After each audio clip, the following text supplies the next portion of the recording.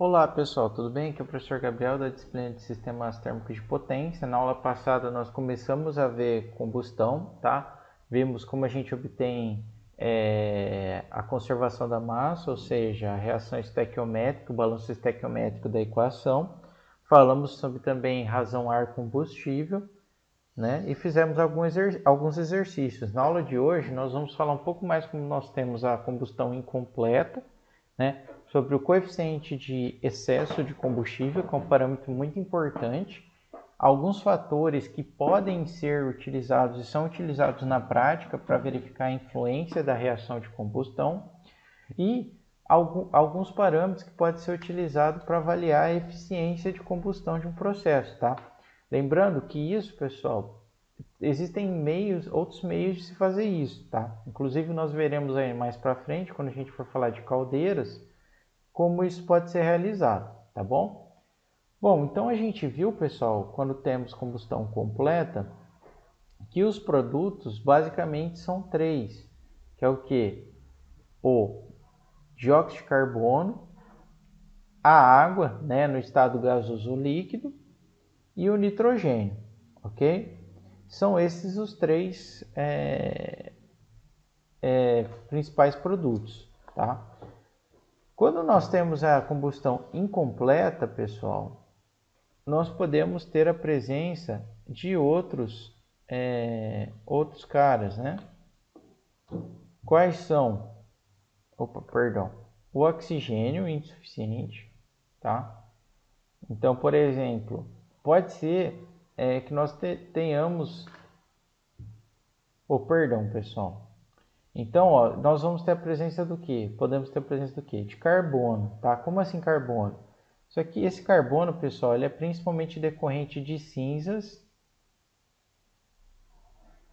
do combustível, né? Ou combustível que não foi queimado, fuligem e etc. Tá? Hidrogênio, tá? Também pode existir pelo processo de dissociação, como nós vimos já na aula passada. O monóxido de carbono e a hidroxilo, tá? O monóxido de carbono, pessoal, ele vai ocorrer quando nós temos uma combustão incompleta, e essa hidroxila aqui é quando nós temos o processo de dissociação do oxigênio e do hidrogênio, tá? Que é o que eu comentei na aula passada e vou reforçar na aula de hoje, tá? Então, por que a combustão incompleta ocorre, pessoal? Basicamente por três fatores. Oxigênio insuficiente, né? Então, por exemplo, imagina que você tem lá na reação, por mais que você injete a quantidade adequada, mas você não tem uma mistura suficiente ali, de tal forma que todo o oxigênio que esteja ali presente reaja, tá? Então, esse é um parâmetro muito importante e é o que o pessoal costuma modificar bastante na prática, tá? Por quê? Porque normalmente o que acontece? Injeta-se uma quantidade exorbitante de ar para você não ter oxigênio insuficiente para completar ali a reação química, tá? Mistura insuficiente. Você tem também, né? O processo de combustão é um processo muito instantâneo, muito rápido, tá? Então, quando você não tem uma mistura entre o combustível e o comburente, né? Uma mistura perfeita, consequentemente, nem todos os componentes, toda a parte do combustível vai conseguir se ligar com o comburente e, consequentemente, você não vai ter uma mistura suficiente, tá bom? Dissociação dos produtos, tá? Na dissociação dos produtos ocorre quando nós temos o quê? Uma temperatura, uma condição de temperatura muito alta. Quando nós temos uma condição de temperatura muito alta, o dióxido de carbono e o hidrogênio ali que estão presentes, eles se dissociam, né? Eles deixam de ter essa ligação OO-HH e eles se dividem. E aí eles podem o que? Se ligar, né? Formando lá a hidroxila, como eu comentei com vocês, ou até mesmo o gás hidrogênio e etc, tá? Bom, Isso, além de prejudicar, porque não é algo que a gente deseja ter, ela também faz com que o carbono que esteja ali no nosso combustível, ele não ligue de maneira adequada, ou seja, ele não forme o dióxido de carbono ou ele não ligue com nada e se transforme em fuligem, tá? Então isso prejudica muito o processo de combustão, tá bom? Bom, e aí, pessoal, nesse caso, o que acontece? Nós analisamos a combustão se ela fosse, digamos assim, estequiométrica perfeita e comparamos com o que está ocorrendo. E a partir daí, conseguimos saber se ela está sendo bem aproveitada ou não, tá? Bom, então, vamos retomar alguns conceitos que nós já vimos ali em termodinâmica 2. Ar estequiométrico ou ar teórico é a quantidade mínima de ar necessária para a combustão de um dado combustível, tá? Então seria o mínimo que você teria que pôr para ter a ligação ali entre a reação química, as ligações e promover o que se deseja, tá? Nesse caso, pessoal, não tem oxigênio nos produtos. Por quê? Porque todo o oxigênio que tinha, ele se ligou com o carbono formando dióxido de carbono e com o hidrogênio do combustível formando o que? Água, vapor d'água, tá? Quando isso ocorre, nós falamos que nós temos 100% de ar teórico, tá? Bom, mas isso não ocorre na prática. Como isso não ocorre na prática e uma deficiência de oxigênio e uma deficiência de mistura ligam uma tremenda perda de eficiência no processo de combustão, nós utilizamos o excesso de ar, ok?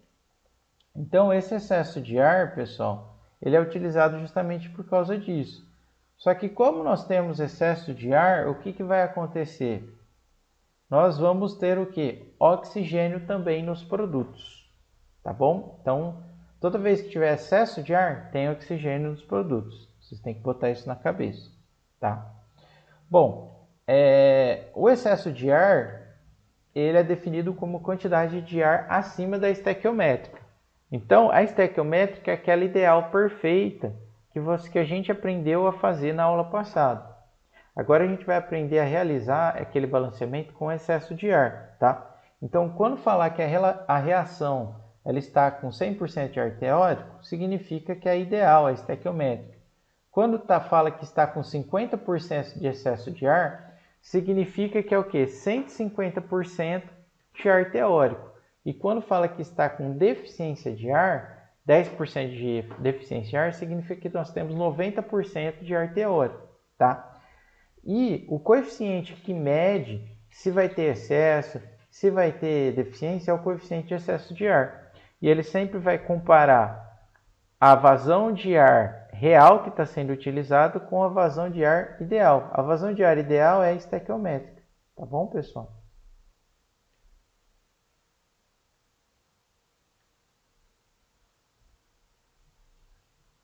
Beleza? Então é isso, tá?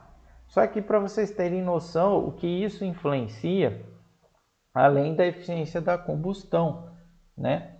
Então, o excesso de ar, só para vocês verificarem, ele reduz a temperatura dos gases que saem ali do processo de combustão, tá? Então, veja que quando eu tenho o ar teórico, que é 1, ou seja, o coeficiente de excesso de ar vale 1, nós temos a temperatura máxima aqui que o nosso sistema poderia atingir, tá? Conforme nós aumentamos o excesso de ar, tá? Ou seja, vamos aqui para a direita, nós notamos que essa temperatura dos gases aqui que saem do processo de combustão, eles caem. Olha que bacana, tá? Então, além de promover um aumento da eficiência de combustão, diminui-se a temperatura ali dos produtos. Bom, e o rendimento da combustão? Como a gente pode verificar? Tá? Primeira coisa, comparação com a composição estequiométrica. Tá? Para isso, o que é feito ali na prática, o pessoal que trabalha nessa indústria? Vai ter o pessoal ali de laboratório, né, o pessoal que faz testes químicos com os produtos da combustão e fazem essa comparação, comparando o que tem atualmente com o que deveria ter, ou o que esperaria se ter, né? E aí verifica-se algumas coisas, né? Alguns parâmetros. Quais são exemplos disso? Tá? Primeira coisa, a quantidade de calor, se o calor está sendo desperdiçado. Tá? Como que verifica se o calor está sendo desperdiçado? Se lá no final você tem uma grande quantidade de oxigênio. O que significa isso? Significa que você está injetando tanto ar, que lá no final está sobrando muito. Então, como está sobrando muito, esse oxigênio, além de não estar ligando com carbono, ele está o quê? Diminuindo a temperatura, né? Ele está roubando o calor que era para ser utilizado para uma coisa. Então, não é interessante ter uma grande quantidade de oxigênio lá na saída dos gases de combustão. Além disso, mede-se também o que? A quantidade de monóxido de carbono, fuligem, combustível não queimado e outros produtos, tá? Por quê? Porque todos esses caras aqui, né, monóxido de carbono, fuligem, combustível não queimado, hidrogênio, etc., eles informam, de uma certa forma, o não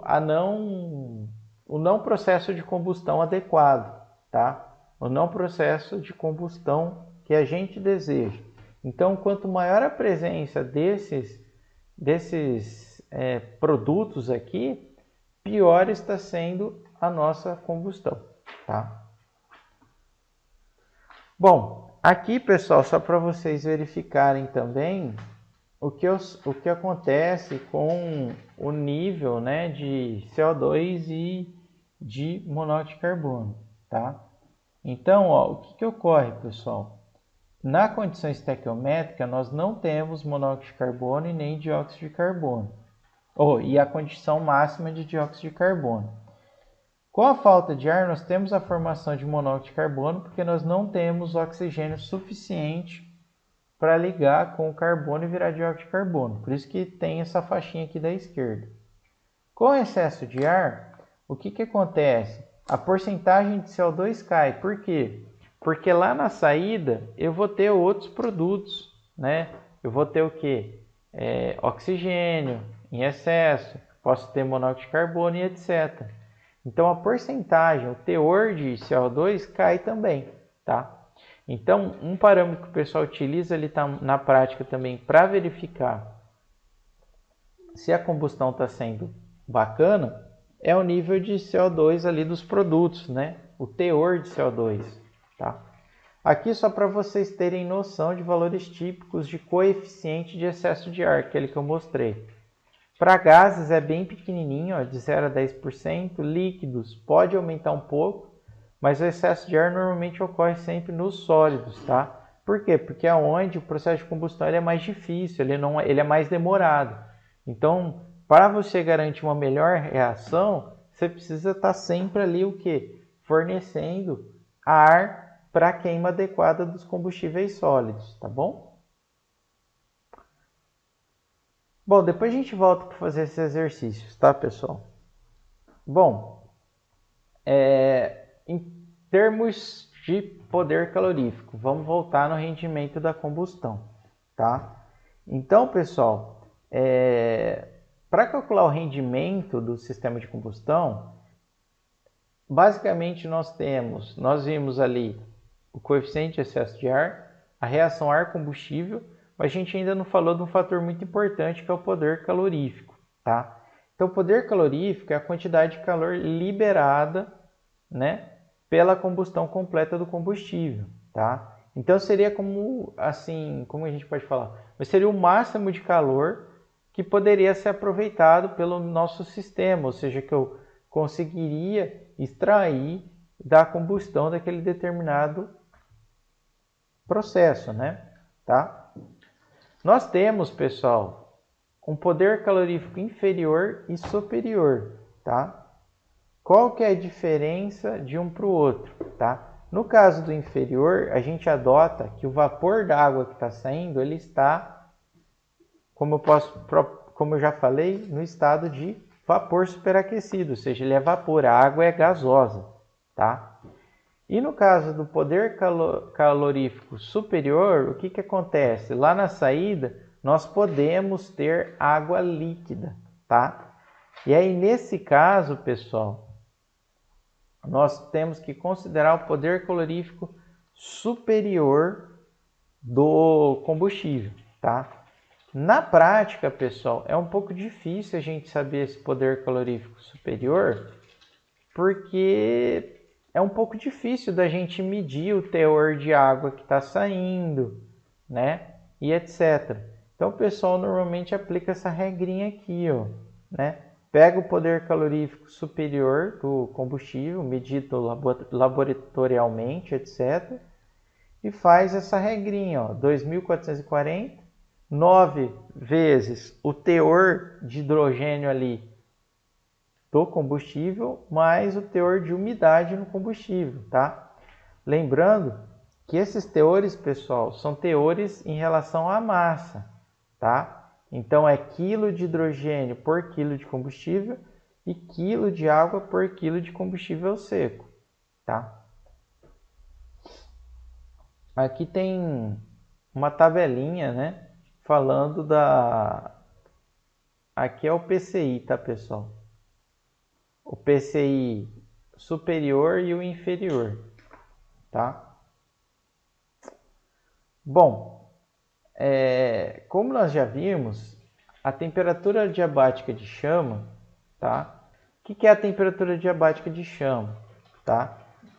A temperatura ela é ideal, é no qual o que seria a máxima possível que os meus produtos de combustão chegariam se o que? Se todo o calor que eu fosse gerado ali no processo de combustão fosse reaproveitado para o meu sistema, tá?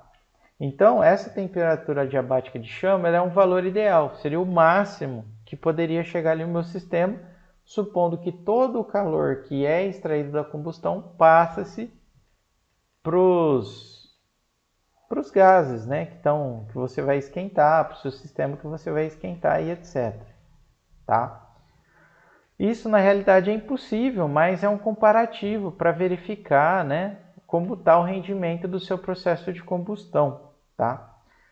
Aí tem aqui os parâmetros, o MC é a taxa de consumo de combustível, M.G é a taxa de gás de combustão, CPG é o calor específico dos gases de combustão, TG é a temperatura adiabática de chama e o T do ar é a temperatura de entrada que os gases entram ali na combustão, ok?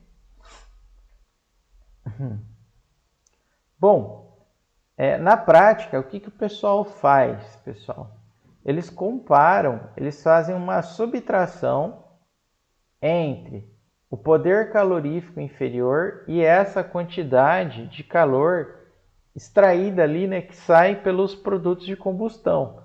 Quando você pega o que é aproveitado ali no processo de combustão e retira o calor que os meus produtos de combustão possuem, né, foram que retiraram, na verdade, do processo de combustão, nós temos o calor que pode ser aproveitado no processo, tá? O calor que a gente pode extrair dessa combustão, o calor que pode ser utilizado para a produção de vapor da água e assim vai, tá bom?